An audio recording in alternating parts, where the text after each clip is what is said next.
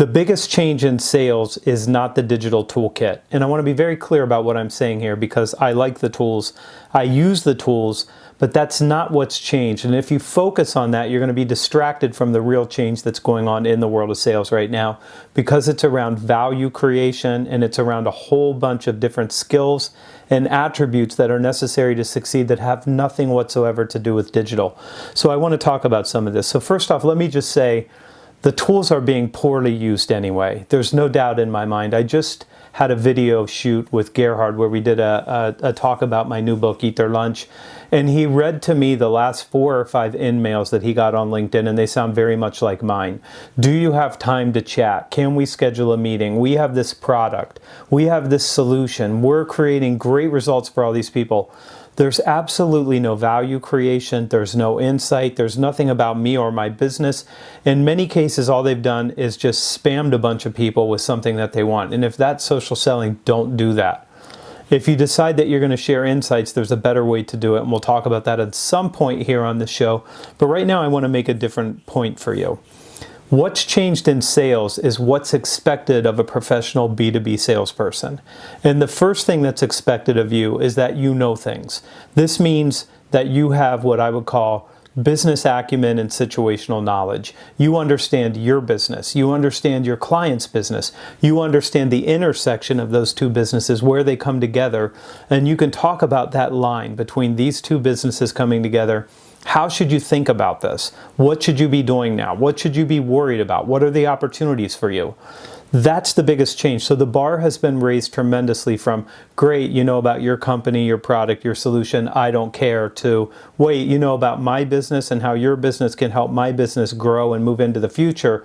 Now we're having a very different conversation and you're a very different type of salesperson. The second thing I would tell you that's changed is now decisions are being made by consensus, and someone needs to understand and control that process. For a long time, we've thought the sales process was linear. We always draw a buyer's journey like it's linear. It starts on the left side of the page, it ends on the right side of the page with one lost or with repurchasing, and they show this loop on all of the slide decks you'll ever see. The reason I wrote The Lost Art of Closing is because the process is nonlinear and you have to help people make decisions like collaborating with you and building consensus, which we'll talk about, and investing enough money to get the results that they want and reviewing the solution and letting us resolve their concerns. Knowing how to control that process is now what you need to do. And when you believe what a lot of people would tell you, that the buyer has all the power, then you're committing to a process that hasn't been well defined by your client unless it's an RFP, and you don't want that. And if you don't know how to guide them down that path, then you're not the trusted advisor in the first place. So you need to be able to control the process. You also need to be able to build consensus, which means you've got to help your client make decisions inside their own company. And I think we're going to see the pendulum swing. So right now, we've gone from find a C-level executive, find the authority, get their agreement that this is what they want to do, and let them force it on their organization. That worked for a long time. But now we're at this point where it's consensus. So the senior leader is not going to do anything unless their people agree that they're going to execute on this. So now you need to make sure that everybody's on board, or at least they're willing to stand down so you can do what's necessary to help them get the results that they want. But I think that pendulum is going to swing back, because a lot of times when you get a group of people together, they believe consensus means unanimity. Everybody agrees. And that's not consensus. In consensus, some people have to stand down, and you have to be able to teach this if you're going to build consensus inside your client companies. You also have to be able to lead execution. You don't own the transactions that your company creates to be able to serve your client, but you do own the outcomes, and you have to lead that execution, which means you're going to have difficult conversations inside your company, and you're going to have difficult conversations inside your client's company if you're doing anything significant. That's a different level skill set than what we ever expected from salespeople. It's raised the bar tremendously. All of this has raised the bar. So I would tell you, it's great that you can tweet. I love Twitter. It's one of my favorite platforms of all. I love LinkedIn. It's a great platform, and it's great for research, and you can learn a lot, and you can share a lot, and there's work to be done there. There's no doubt about it.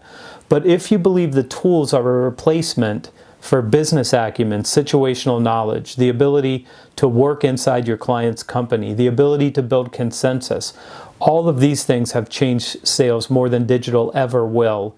And the digital tools can be used to enable these things, but not replace them.